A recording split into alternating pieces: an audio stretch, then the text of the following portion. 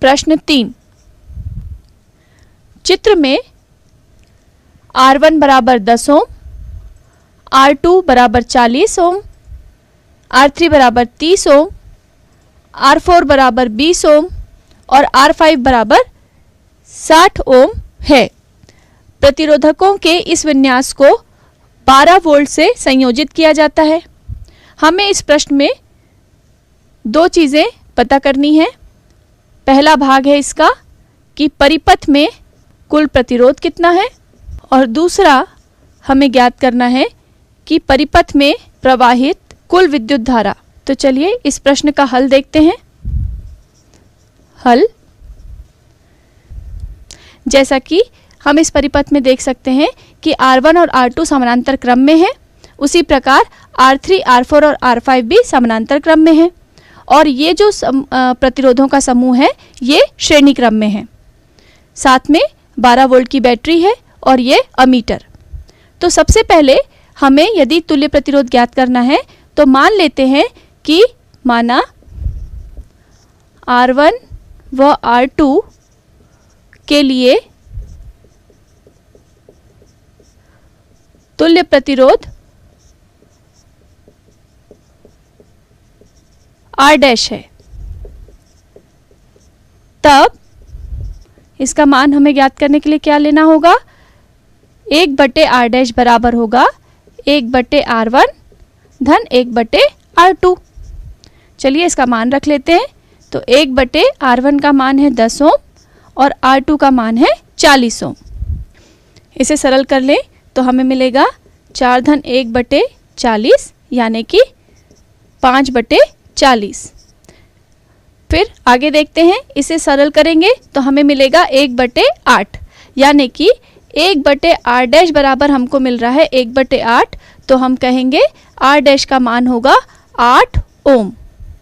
चलिए आगे देखते हैं। तो हमने देखा कि R1 और R2 के लिए तुल्य प्रतिरोध हमें R डैश का मान मिला 8 ओम। इसी प्रकार हम मान लेते हैं कि R3, R4 और R5 का तुल्य प्रतिरोध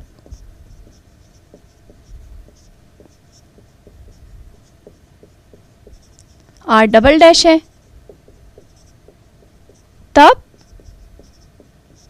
1/R डबल डैश बराबर 1/R3 धन 1/R4 धन 1/R5। चलिए सबका मान रख लें तो हमें मिलेगा 1/30 धन 1/20 धन 1/60। इसे हल करने पर हमें प्राप्त होगा 2 धन यहाँ पर 3 और धन 1। इसका मतलब ये हो गया 6/60, जिसे हम लिख सकते हैं 1/10। तो हम क्या कहेंगे कि 1/R डबल डैश हमको मिला है 1/10, जो कि देगा R डबल डैश का मान 10 ओम। चलिए आगे हल करते हैं।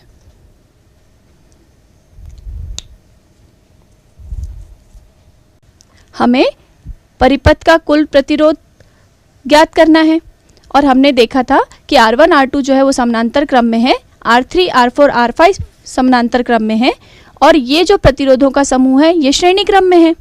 तो कुल प्रतिरोध को यदि हम R से बताएं, कुल प्रतिरोध R बराबर हो जाएगा R डैश धन R डबल डैश, जिसका मान हमें कितना मिला है, R डैश हमें मिला था 8 ओम और R डबल डैश मिला है 10 ओम। इस प्रकार 18 R कुल प्रतिरोध जो है वो बराबर हो गया 18 ओम। इस प्रकार प्रश्न का पहला भाग हल हुआ। चलिए अब हम प्रश्न के दूसरे भाग पे चलते हैं, जिसमें हमें परिपथ में प्रवाहित कुल विद्युत धारा ज्ञात करनी है। तो ओम के नियम से हम जानते हैं, ओम के नियम से हम जानते हैं कि V बराबर प्रतिरोध गुणित विद्युत धारा। यहां से हम विद्युत धारा ज्ञात कर सकते हैं, यानी हम इसे लिख सकते हैं I बराबर V/R R।